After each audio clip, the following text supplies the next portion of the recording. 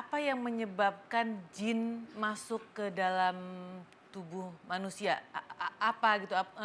Nggak semua orang kan jin bisa masuk, misalkan kayak Dayat. Mas Dayat ini kan dimasukin jin, ya kan? Apa semua orang jin bisa masuk ke dalam tubuhnya kayak gini, Ustadz? Jin itu masuk biasanya melalui hubungan darah. Hubungan darah itu dari buyut, kakek, ayah, anak, cucu itu bisa masuk dia.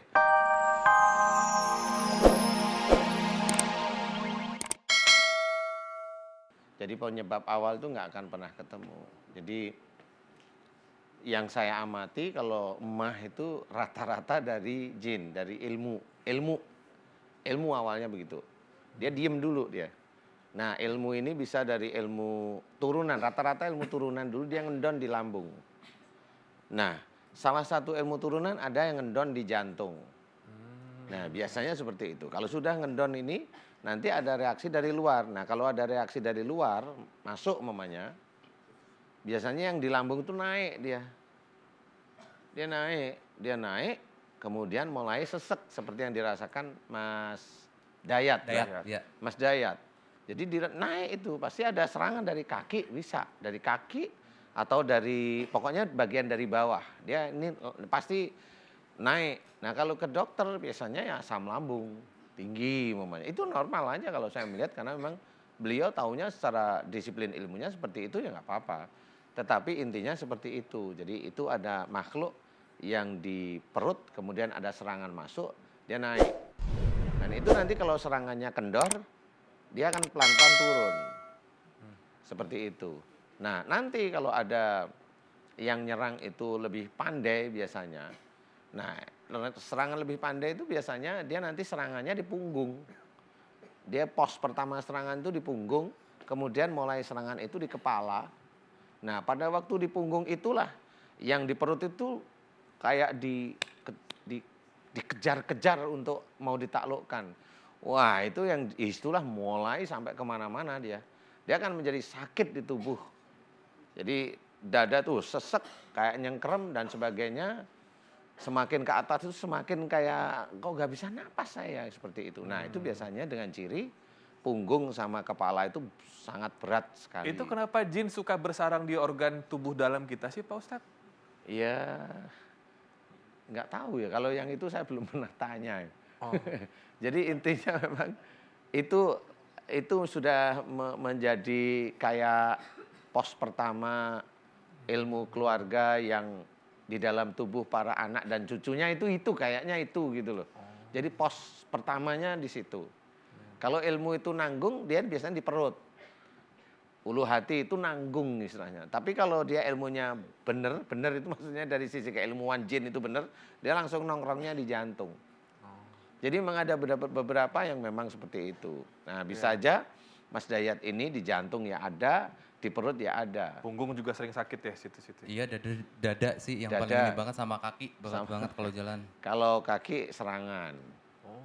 Ya, Dan serangan. tadi nggak berhenti betahak dia Pak Ustadz. Iya, Gitu. iya nggak apa-apa. Pak Itu yang Kiki, di ulu hati. ada respon nggak? Ini ternyata ada hubungan antara jin. Pengen nanya nih Pak Iya, Ustadz. silakan. Pak Ustadz, itu apa yang menyebabkan jin masuk ke dalam tubuh manusia? Apa gitu? Nggak semua orang kan jin bisa masuk, misalkan kayak Dayat. Mas Dayat ini kan dimasukin jin, ya kan? Apa semua orang jin bisa masuk ke dalam tubuhnya kayak gini, Ustadz? Jin itu masuk biasanya melalui hubungan darah. Hubungan darah itu dari buyut, kakek, ayah, anak, cucu itu bisa masuk dia. Dia terserah mau milih yang mana, itu hubungan darah. Kemudian jin itu masuk melalui perbuatan yang dikerjakan oleh seseorang tanpa dengan membaca basmalah. Basmalah aja, itu jin pasti masuk. Oke. Kemudian jin bisa masuk melalui lewat tertawa. Itu masuk, tertawa terbahak-bahak itu masuk itu. Jadi memang benar-benar harus diketahui bahwa jin itu masuk di segala arah. Nah, kemudian jin masuk melalui cara berpikir yang selalu suuzon. Masuk itu jin. Jadi apa aja dia masukin. Makanya ada cara-cara Islami yaitu melakukan sesuatu dengan basmalah. Kemudian bicara harus ditata dengan baik. Berpikir yang senantiasa husnudon. Selain itu jin masuk lewat apa? Lewat air putih yang dijampi-jampi ya, tepet, masuk itu jin. Kalau itu siapapun orangnya. Oke. Iya, karena kalau umpamanya itu dikasih orang berarti ada sesuatu yang dimasukkan ke air kasih orang. Kenapa harus ke air kasih orang? Kalau kita punya Allah, doa aja pada Allah Ta'ala. Iya. Dan saya interaksinya dengan para bintang tamu, saya nggak pernah langsung interaksi dengan bintang tamu. Saya interaksinya langsung pada Allah Ta'ala. Saya berdoa memohon. Iya. Karena memang saya nggak punya kekuatan untuk melawan makhluk Allah yang ada di depan saya. Betul. Saya merasa tidak punya kekuatan untuk melawan makhluk yang ada di depan saya. Iya. Karena makhluk itu milik Allah Ta'ala, ya saya serahkan aja pada Allah Ta'ala.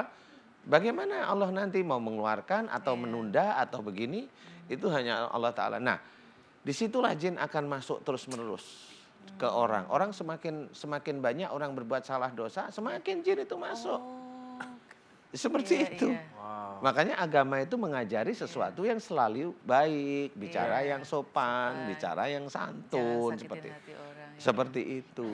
Iya, bahwa kita sendiri kayak mamanya cewek nih kayak Mbak Kiki. Bagaimana tidak menjadikan laki-laki itu mamanya keluar syahwat? Tutuplah pakai jilbab. Itu sampai di situnya loh, dibegitukan oleh Allah untuk menuntun para wanita itu tidak menjadikan syahwat bagi orang lain. Nah, itu kalau yang seperti yang lain-lain, ya itu bisa masuk. Cuma emang nggak pernah terasa. Masuk aja. Nanti suatu ketika orang yang seperti itu biasanya dimasukin akidah, biasanya nolak. Nah itu sebenarnya kerjaan dua. Dia dengan jin itu kolaborasi di situ. Iya. Nah inilah yang makanya ada orang kesurupan karena kolaborasi fisik dengan jin yang di dalam tubuhnya seperti itu. Terima kasih Pak Ustadz. Iya. Ya, lupa membaca basmalah sebelum makan dan minum itu bisa membuka peluang jin masuk ke tubuh kita. Bayangkan jika Anda kerap makan dan minum sesuatu yang diharamkan oleh Allah Subhanahu wa taala. Kita kembali setelah yang satu ini. Ya, mungkin ini adalah hal pertama atau mungkin pertama kalinya Anda mendengar jika Anda memiliki penyakit atau keluhan di sekitar perut, ternyata itu juga bisa akibat dari ulah jin yang telah masuk ke dalam tubuh Anda, yang mungkin juga akibat dari ulah yang Anda perbuat sendiri. Pak Ustadz, kalau dari Mas Dayatnya ini, yang Pak Ustadz lihat apakah sudah sebesar itu gerumbulan jinnya Pak Ustadz? Kalau saya ngamati sih sebenarnya nggak terlalu penuh ya. Cuma jinnya agak ganas-ganas gitu sih kayaknya. Jadi nggak penuh tapi jinnya ganas. Jadi yang mau saya tanyakan begini Mas Dayat. Mas Dayat dengan orang tua, pernah Mas Dayat itu marah dengan orang tua walaupun diem nih? Dengan ayah barangkali, dengan ibu sampai sekarang masih jengkel? Dongkol. Sama bapak.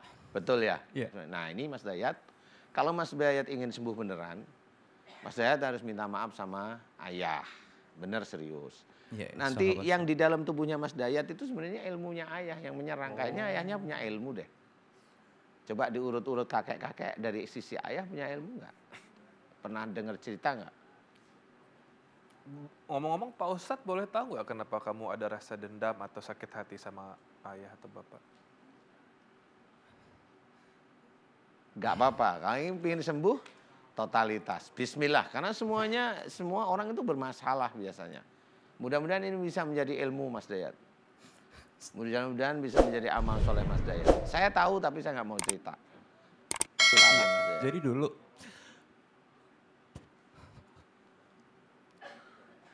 pada saat SMA itu yang sangat berjuang sampai akhirnya saya lulus itu ibu saya, Pak.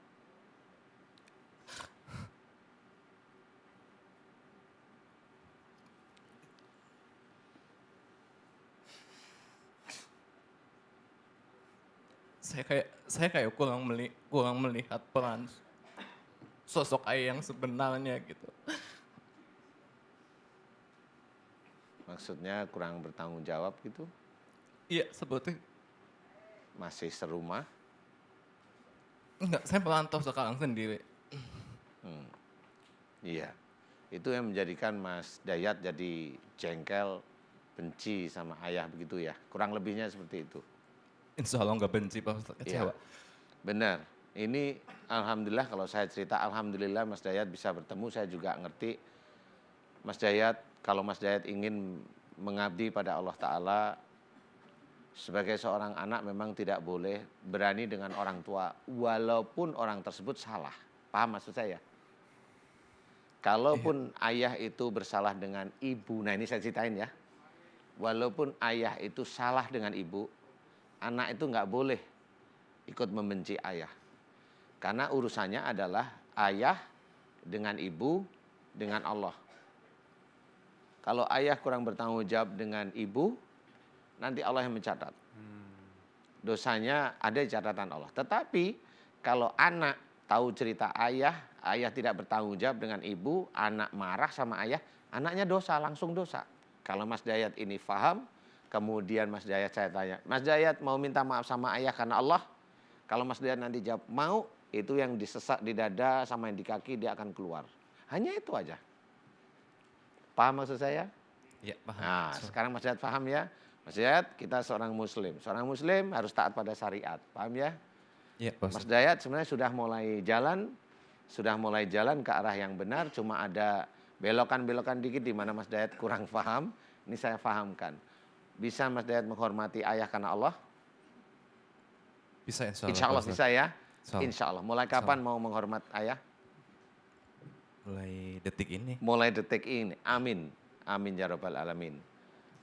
Yakin ya Mas Dayat, Allah, kita, ayah, kemudian Mas Dayat ingat, iya saya salah. Saya jengkel sama ayah. Insya Allah saya akan meminta maaf sama ayah saya karena Allah Ta'ala. Jadikan itu doa yang baik. Paham? Paham Pak Ustadz. Amin, amin ya rabbal alamin. Saya malah mau tanya nih. Asyhadu an la ilaha illallah wa asyhadu anna Muhammadar Rasulullah. Ya Allah, iyyaka na'budu wa iyyaka nasta'in. Ya Allah, aku memohon kepadamu ya Allah untuk saudaraku yang bernama Mas Dayat ya Allah, yang saat ini ada di hadapanku ya Allah. Aku memohon kepadamu untuk saudaraku yang bernama Mas Dayat ya Allah, yang ada di hadapanku ini ya Allah. Beliau memohon kepadamu